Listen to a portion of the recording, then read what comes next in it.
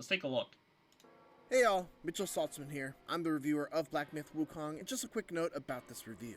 As part of the embargo agreement set for this game, I am unable to show you footage beyond Chapter 2, which presents a bit of a problem because a lot of the technical issues that I have with this game that I specifically call out in this review occurred after Chapter 2, so I'm unable to actually show them. So we're going to do 2 different video reviews this time. This first one will abide by the restrictions and only show footage from the first 2 chapters. Yeah. But we will also be posting a more complete review with the relevant footage added in on launch day. Okay. And with that, on with the review for Black Myth Wukong. But, I mean, like, in a sense, that's not, like, a big issue, though. I mean, like, obviously, as long as they're mentioning, like, the issues that they're seeing now, I think that's fine. But I also understand that the game developers don't want to spoil it, right? They don't want to provide, like, any spoilers, you know? It's just going to ruin the experience. So I kind of see that, you know, as long as they try to fix those issues that they're highlighting, as long as it's, like, performance issues, like, that's really what matters the most. All right, let's see what they say. Okay. I've never been so utterly blown away, yet simultaneously so unbelievably frustrated by a game as I have been with Black Myth Wukong. This is undoubtedly one of the most ambitious and impressive action games I've played. Alright. It's stunningly gorgeous, its combat is fantastic, Ooh, it's that is incredibly cool. challenging, but always satisfying to overcome, and the setting is refreshingly unique and steeped in rich Chinese culture. Yeah, I love that. I love that. Bro, the guy said it has no head. What the hell? Despite all of that, it often feels like it's barely holding it all together. Wait. The fact that we can control that and, like, be whatever this is, oh my god. Like, it's just like the fact when you're having aspects of, like, history or, like, stories, you know, that is already well written, and you stay true to that vision and make it into a game. Like, that's where you can create something beautiful.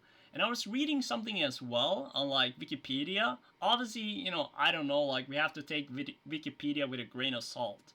But what it actually was saying was that they say that this series that they're making is part of, like, a longer Black Myth, like, based on, like, these books and stories. Like, it's part of a, like, continuous series. So apparently they have planned multiple games or yeah, multiple games based on different kind of stories. So if this is gonna be a banger, you know it's gonna be coming, like, game after game. And I actually think that's cool as well, because then you'll have different books, different stories, and it could be, like, you know, something new and refreshing every time, right?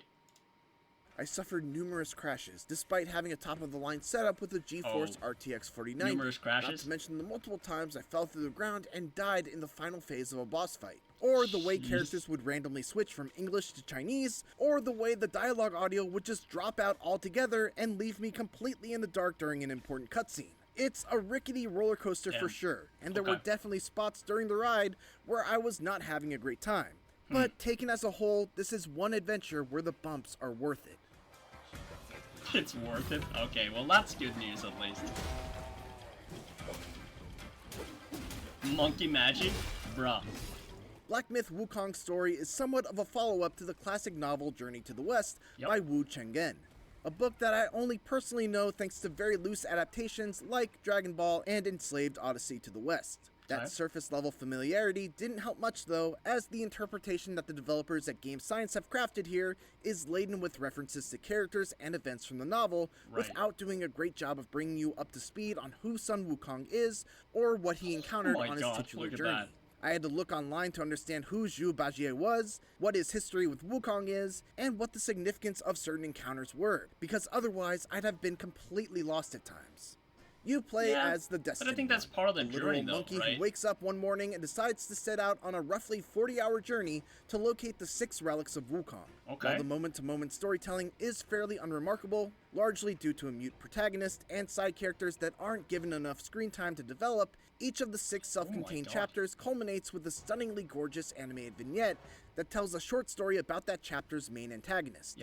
Each one is done in a completely different art style, with one drawn to look like a storybook, another using stop-motion animation, why are they not showing if you can do, like, a backstab, though? Every single one of them is beautiful. I hope we can do a backstab. And I couldn't help but wish that the main story managed to move me in similar ways. Oh, we can loot! We can loot! Alright, let's go. We're gonna be exploring. My initial read on Wukong was that it was a Souls-like, given the checkpoint system, the stamina bar that governs your actions in combat, and the dodge-heavy fighting style. But as it turns out, Wukong has more in common with traditional action games, like what you might expect from Bayonetta developer Platinum Games, than it does with anything that From Software has made. Most of the usual Souls-like conventions are missing. There's no penalty for death outside of respawning at the nearest checkpoint, you don't use a shared currency to level up your stats and purchase items or upgrades, and while there is gear and stats to consider, you largely just go and swap out the old equipment with the new, as opposed to making choices as to what kind of weapon or piece of armor you want to hold on to and upgrade. And even though I am a big fan of Souls-likes, ditching those mechanics feels like the right move for the game that Wukong is trying to be. It's far more forgiving, focused on keeping you in the action rather than poring over menus or retracing your steps to regain your lost currency after dying, and Wukong is a better, more distinctive game for it. To be clear though, when I say it's more forgiving, I don't mean that it's any less difficult than a From-style game. In fact, I'd go so far as to say that between this and Elden Ring Shadow of the Erdtree, I had more difficulty getting through Wukong's toughest challenges. Okay. Well, get good, man!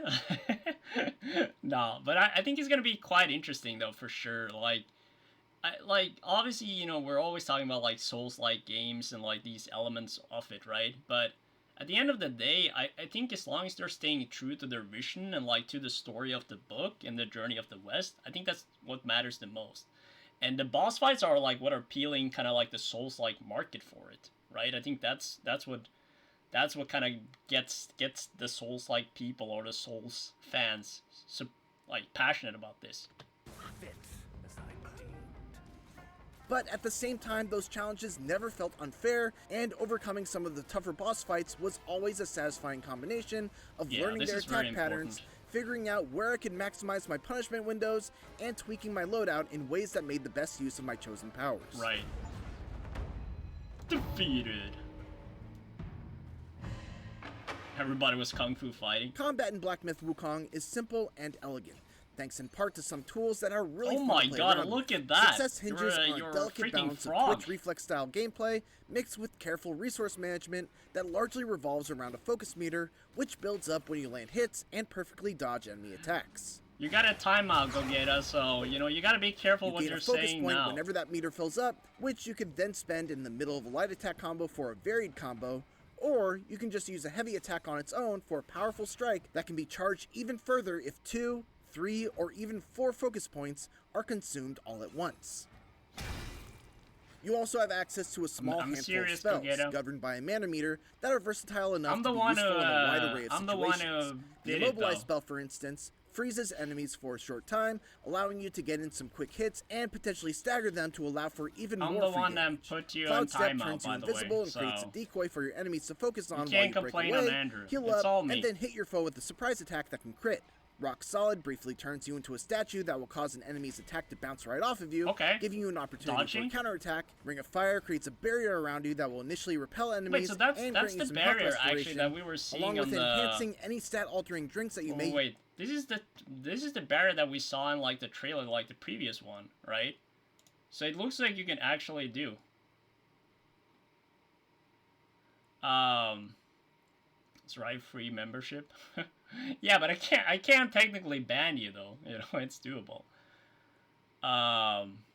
Trickster, you purchased this game? Yes, I did. We are ready on Tuesday. Don't worry about it. Alright, go get it. That's just too much. Alright, so what was I saying? First of all, oh my god, why are there so many people here? You guys are freaking amazing, by the way. I appreciate the support. I know we're all hyped for, you know, Black Myth Wukong, and I'm glad to have you guys tuning in. Wherever you are on, like, Twitch or YouTube, you know, I appreciate it a lot. As I was saying, you know, we bought the game. We are ready. Tuesday is coming up, and we're going to be streaming it live, you know, on Tuesday. So if you haven't, you know, liked the video or like subscribed or like followed on Twitch, whatever you want to do, you know, now is the time so you don't miss out. We're gonna be playing this. Alright, anyways, we keep looking at the Black Myth Wukong PC route, and we're gonna take a look at, you know, what's kind of people are saying about it. But I'm excited. You know, I'm excited. use while standing inside of it, and finally there's my personal favorite, a plug of many, which lets you make multiple clones of yourself to all gang up on an enemy at once. Okay, multiple clones. It's minion build! Separate from that, you've also got transformations, which allow you to morph into powerful creatures that you've already bested in battle. What's really cool about these is that they don't cost any mana, they're tied to a very lengthy cooldown instead, and they turn you into a totally different character, complete with an all-new moveset, special moves that use their own focus meter, and more. System, For example, one of the first bosses that you fight is a wolf with a fiery dual blade that has a lightning-fast dash attack. When you defeat him, you'll gain his transformation and be able to do that very same dash attack to your enemies. And once you build up its focus meter, you'll even be able to do a hugely powerful leaping strike that can ignite foes and deal damage over time to them. And then finally there are spirit skills, which are earned by defeating certain more powerful versions of enemies and absorbing their essence into your gourd. These are effectively transformations that only last for one attack and are also tied to a fairly lengthy cooldown, but it's great to be able to, for example, use the Wandering White's powerful headbutt attack. Time is to preload? I'm not sure to get yet. an extra stagger after immobilizing an enemy. These spirit skills can also be leveled up, which makes it so that even the early game spirits never lose their strength as the campaign rolls on. I'll go into the website it's after. An excellent blend of options, especially when mixed with some truly incredible boss fights. As far as like Wukong I haven't seen anything on it. At a thoughtfully measured pace, so I never felt overwhelmed. Make no mistake, the Destined One is extremely powerful. Getting SEKIRO vibes? Yeah, it's feeling like more of a SEKIRO even beyond the many powers and abilities he has at his disposal. It's supposedly kind of like a very fluent and nice gameplay, right? But I still had to be smart with how I used my spells due to the fact that mana restoration is actually very difficult. This is where the resource management aspect of combat comes into play. I had to carefully consider what spells were actually worth the mana cost, whether I should save them for a more difficult second phase of a fight, and whether or not I could capitalize on the opportunity if I were to spend the mana in the first place. For instance, even though it's my most powerful spell, I often had to hold off on casting my Pluck of Many spell that duplicates my character since it has an extremely high mana cost. Yeah, people they were talking about it earlier that boss could simply he wipe felt out it was all my like clones with more an AoE difficult attack than before Shadow they of the even got a Erdtree. chance to get some damage in. Sometimes the adjustment I had to make when I was stuck on a boss was a simple change in how I used my abilities. The act of coming up with a new strategy and I think this is kind of like part of the most important thing though of the game is that when you have abilities that you can utilize from like your previous enemies or like the bosses that you kind of fight from, like I believe like the whole key thing here is it's about, you know, utilizing it at the right time. So I almost like feel like, you know, when you're beating or like when you're meeting bosses at the first time, it's sort of like, okay, let's take a moment and kind of like realize, okay, what kind of attacks are they doing? Trying to understand their moveset a little bit. And then, you know, you kind of utilize, okay, what kind of attack would fit, you know, this boss the best? And you're probably going to die to the boss like the first time. So like maybe use it as like a learning experience, right? And then kind of see, okay, what could be the best play for this boss, you know? And having it pay off was always extremely satisfying. While boss battles are where Wukong is at its best, there's also a highly respectable amount of enemy variety in its regular fights. Level design is of the wide linear variety, usually with a clear main path that leads from checkpoint to checkpoint, but plenty of opportunities to venture off that path to discover optional goodies. That's why we're here. The rewards for exploration are great too. I've found rare crafting materials to make new weapons and armor, special enemies that drop a new spirit skill, curio items that I could equip to enhance my build, and treasure chests that might permanently increase my max health, mana, or stamina, all of which made the time that I took to find them well spent. On top of that, there are also several secret boss fights to discover, key items with mysterious uses that I still haven't figured out, and plenty of more reasons to stray from the beaten path and keep an eye constantly scanning the environment. The main one being that Wukong is one of the most gorgeous games I've ever played. It looks so Every beautiful. environment is brimming with detail, from the chipped pieces of bark on the trees in the forest, to the real-time deformation of the snow as the Destined One moves through it while dragging his staff along. Not only that, but the animation is impeccable too, with wonderful touches and flourishes, like the way your character will do a little hop step when locked onto an enemy, then change to strafing around them as opposed to just running straight on while keeping their head turned. I'm glad they're focusing the music so and sound much on design is movement. fantastic as well, with epic drum-thumping battle themes. Yeah, the and music is a melodic big flutes part. and chimes. Honestly, I'm getting a little bit of a Lies of P vibe to it in terms of like just how they're focused on a movement and on what is it called, like movement and game music. Like I really hope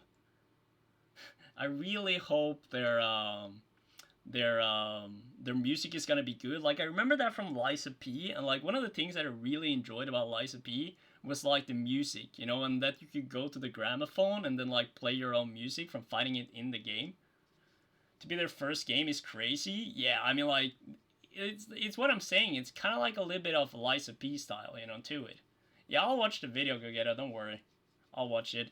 Yeah, but you know you gotta keep things more mellow. You know, like I told you this before. You know, and I can't have you be like that to Andrew. You know, Andrew's my buddy. Andrew's my good buddy. I can't let you talk with him and like to our community members like this. You gotta respect people. You know, gotta keep people you know in check. So that's why you got it twice. So you know, just tone it down a bit.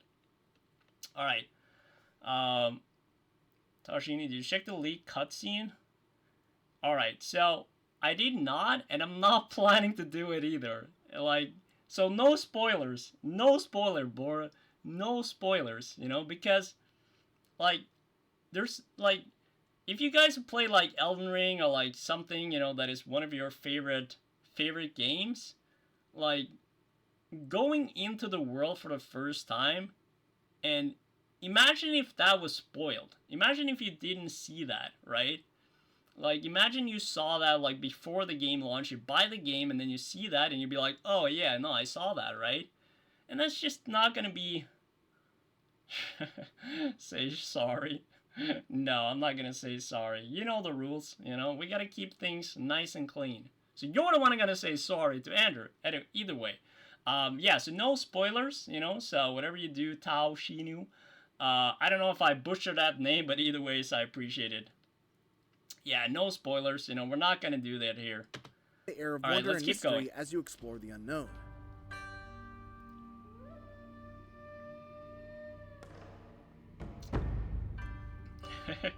Nah, you're good, Tao. All that said, this game really would have benefited from a map. Plain and simple. The lands you explore in Wukong are beautiful, no doubt, but they're far too big and too crammed with secrets to not give you some sort of navigational help, especially the second and third chapters. This, along with the fact that it's aggravatingly hard to tell what obstacles can actually be climbed over and what's an invisible wall, can make exploration quite cumbersome. It's a good thing that the rewards are worth it. Bruh, that is sad. That's tough crowd.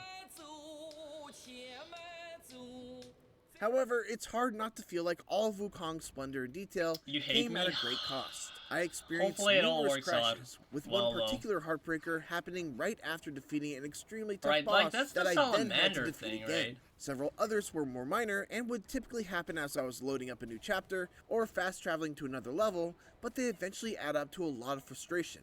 In addition to that, several times during important cutscenes, all dialogue, audio, and subtitles would drop out completely, leaving me without any clue as to what was being talked about and no way to rewatch the cutscene. Characters would occasionally switch to speaking Chinese all of a sudden, despite me having the audio set to English. The lip flaps of the English dub often don't even remotely match what's being spoken. Elder Jinshi, oh my god, like, that's gonna be such a cool, like, the fact, you know, you have, like, these creatures from, like, the world. Alright. Go get it. Come on. Pull it together now. That's just too much. You really want to get, like, banned or something? Like, what are you trying to do? You know? We have an amazing group of people here. I'm gonna keep things nice and clean, you know? You gotta have being respectful. Them graphics are 100%. Like, obviously, the fact that we are having, like, 69 frames...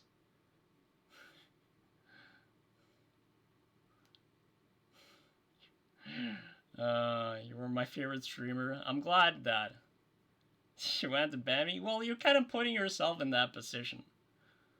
You know, it's your... You put it on yourself. I liked all your videos. I appreciate it. I do. You know, but there's a balance, you know, in terms of everything. Either You know, you kind of adjust to our community. I'm sure there's communities you can be part of that, you know, accept this, right? But for us, you know, we're a little bit different. We're a little bit different. You're the one who kind of started that. Either way, you know, focus on the game, focus on this day, you know, focus on the enjoyment, and that's it. Alright. But Elder Jinxie, though, like, that's the cool thing about this game is, like, the creatures that they have in there. Ooh, the voice acting kind of seems nice, too. I like that. Imagine fighting an electric dragon boss in max graphics in this game. Yeah, that's gonna be sick. The worst though was one particular but fight in which the like, boss would plunge me down through the ground during the transition to its final phase, only to have me fall through the world once I regain control of my character. Just having more issues with like the better machines than they have like on this, and I wouldn't be able to reach the end. But my insanity of trying the same thing over and over again eventually yielded a different result for no discernible reason. These are the kinds of technical problems that game science will hopefully look to address in post-launch patches. And it's not outside the realm of possibility, as even Cyberpunk 2077 was eventually whipped into shape after its own buggy launch. I hope that those fixes come swiftly, because while I still wholeheartedly think that the things that Black Myth Wukong does so right are worth dealing with those problems, I would love to be able to recommend it without those caveats. Something to complain about fluidity of this game. This game is pretty much infiltrated. As Game Science's debut if action I banned game, you Black wouldn't Myth be here. Wukong is mostly yeah, a great you're right success, though, Toshino. Despite some major technical black marks and localization it has issues, its issues, but I think it's just like more the West kind of like being Combat like a bit critical to like how they do things, right? And lightning fast switch reaction gameplay. I think at the end of the day, we just have to make our own decisions on games. Despite it being a more traditional action game than From Software style. Not only that, but there are a ton of exciting boss battles, a great variety of enemies, and the world they inhabit is an absolute treat for the eyes and ears. Is so cool. Its story has its moments, but relies a bit too much on having prior knowledge of the events of Journey to the West, and it really could have used a map to make its rewarding exploration measure up to the strength of the combat. All said, its strengths more than carry it through, making Black Myth Wukong a great action game that could be even greater if Game Science can squash the bugs.